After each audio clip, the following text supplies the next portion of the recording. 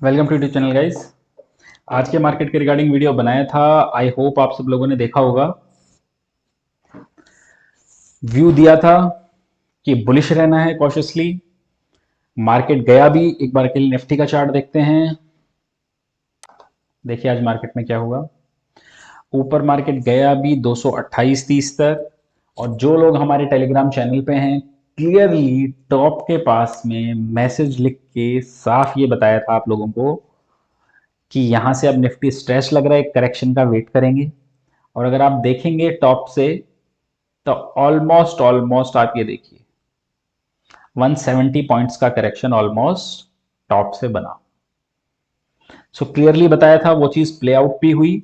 और अगर put call ratio को देखेंगे तो वो भी 0.3 0.4 ऊपर से नीचे आ चुका है। तो मार्केट में थोड़ी जो पोजीशंस ओवर लिवरेज हो गई थी वो भी अब ठीक है।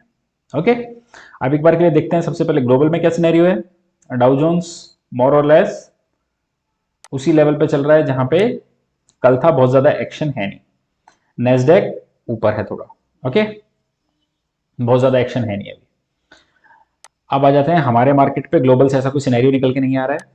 देखिए हमारे मार्केट में निफ्टी ऊपर गया, ऊपर से एक बार के लिए प्रॉफिट बुकिंग आई। प्रॉफिट बुकिंग का रीजन भी था, जो पुट कॉल रेशो था बहुत ज्यादा हायर लेवल पे था, तो जो एक्सेस पोजीशंस थी वो कटी। वहां से पोजीशंस थोड़ी सही हुई, जो कि हमारे लिए ठीक है। ओके, अब एक बार के लिए एक चीज समझिए मार्केट में। देखिए ये जो रैली आई है कुछ दिनों में, ये पूरी लो कॉन्फिडेंस रैली है। इसका मतलब क्या है लो कॉन्फिडेंस रैली का? इसका मतलब ये है कि इस रैली में जो पार्टिसिपेशन है वो बहुत कम है, क्योंकि हर किसी को ये एक्सपेक्टेशन थी कि मार्केट यहां से गिर जाएगा, मार्केट यहां से गिर जाएगा और इससे ऊपर मार्केट क्या जाएगा। आप ये समझ के चलिए कि मार्केट पीक तभी बनाता है जब लोग बहुत कंफर्ट जोन में आ जाते हैं कि अब मार्केट नहीं गिरने वाला, अब मार्केट बहुत सही जोन में है। मोस्टली आज तक देखा गया है तभी मार्केट टॉप बनाता है। और अभी तो हर लेवल पे लोगों को लग रहा है कि बस अब क्रैश आएगा, अब क्रैश आएगा। सो जो ये लोगों का फील है, आप ये समझिए जब तक रिटेल इसमें रहेंगे मुझे नहीं लगता कि मार्केट मेल्ट डाउन करेगा। जो लोग उम्मीद कर रहे हैं 10-20% की, जब बहुत टेपर टेंट्रम की बात हो रही थी तब हर कोई ये कह रहा था। बहुत न्यूज आर्टिकल्स तक में आया कि 8 to 10% का करेक्शन हो जाएगा। आप हमारे प्रीवियस के वीडियोज उठा के देख सकते हैं। मैंने कहा था कि ऐसा पास्ट में एक बार हो चुका है, सो आई डोंट थिंक सो ऐसा दोबारा होना चाहिए। नहीं हुआ, वहां से अच्छी रैली देखी। मुझे अब भी नहीं लगता कि बहुत बड़ा करेक्शन आएगा। हाँ, 200 300 400 पॉइंट का जो करेक्शन होता है, 17,000 पे अगर आप देखेंगे तो 300 400 का पॉइंट का करेक्शन हार्डली 2-2.5% का करेक्शन होता है। सो सर 2-2.5% के करेक्शन को हम रूल आउट नहीं कर सकते, वो कभी भी आ सकता है। लेकिन अगर हम बोलें कि जो एक मेजर करेक्शन होता है 8 to 10% का, कि वो करेक्शन आएगा क्या, मुझे नहीं लगता। जब तक लोगों में ये चीज रहेगी कि मार्केट अभी भी गिरने वाला है, अभी भी गिरने वाला है, ये करेक्शन इतना जल्दी नहीं आएगा। ओके, सो ऊपर के लेवल पे करेक्शन के लिए बोला था, 150 पॉइंट का नीचे तक आ चुका। अगर 17,000 या 16,950 के पास वापस मिलता है किसी भी, आप ये समझिए नीजक रिएक्शन में, तो हमें वापस ग्रैब करना चाहिए उस चीज को। बहुत अच्छा सेटअप है, तो कोई इशू ऐसा एज सच नहीं है।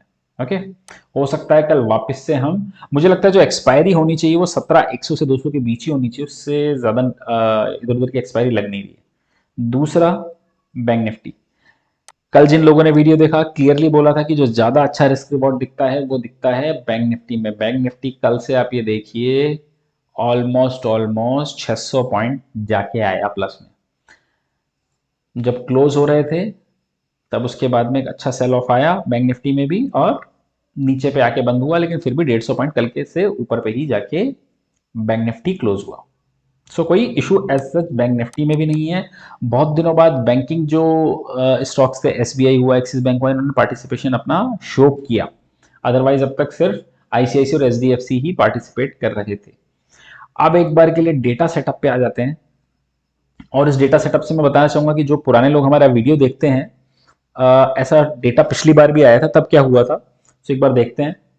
देखिए इंडेक्स में लॉन्ग अनवाइंड किया एफआईज ने ऑलमोस्ट 7,000 कॉन्ट्रैक्ट्स।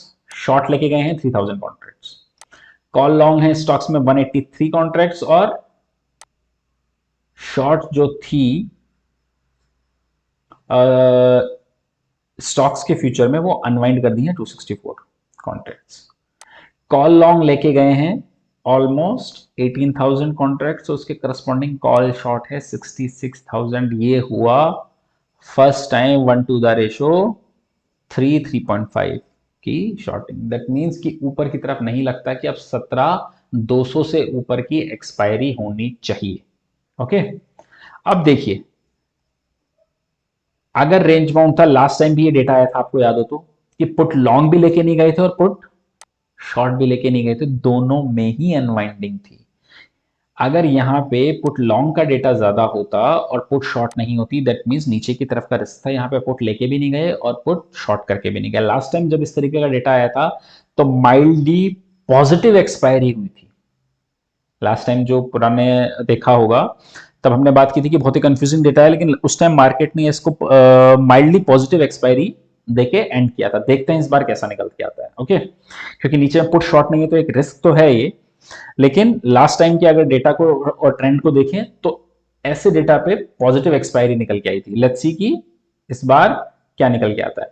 अब एक बार के लिए देखते हैं कि कौन कौन से स्टॉक्स पे ध्यान देना है। देखिए इस लेवल पे स्टॉक बहुत ही सेलेक्टिव होकर आपको चूज करने पड़ेंगे। मैंने कुछ दिन पहले भी आप लोगों को ये स्टॉक बताया था। आज इसमें बहुत शानदार वाला ब्रेकआउट फिर से आया है। ये देखिए इस कैंडल के बाद में आप लोगों को बताया था ऑलमोस्ट 25-30 रुपए वहां से चल चुका है। अभी भी मुझे स्टॉक पॉजिटिव लगता है। जिस तरीके का सेटअप है ये 750-60 के लेवल दिखा सकता है बहुत जल्दी। ओके, एक स्टॉक शॉर्ट की तरफ भी लेंगे क्योंकि अगर मुझे लगता है कि डाउनसाइड आई तो वो डाउनसाइड प्ले होनी चाहिए अब आईटी की लीडरशिप में, क्योंकि आईटी बहुत ज्यादा स्ट्रेच हो चुका है। तो जो स्टॉक सबसे ज्यादा स्ट्रेच हुआ है अब, लेकिन ये बहुत ही मोमेंटम में स्टॉक है तो बहुत ही स्ट्रिक्ट स्टॉप लॉस के साथ आपको इसको ट्रेड करना पड़ेगा। देखिए पुरानी 4 कैंडल्स देखिए, चारों पे जो रेजिस्टेंस आ रहा है वो कहां आ रहा है, 3670 से 3200 के बीच में आके ये स्टॉक पॉज लेता है और यहां पे सेलिंग आती है। ये एक टिपिकल फ्लैग फॉर्मेशन भी हो सकता है। तो आपको सिंपल ये चीज करनी है कि आपको करना क्या है, जब ये 3650 से 368085 के रेंज में हो तब आपको इसको शॉर्ट करना है।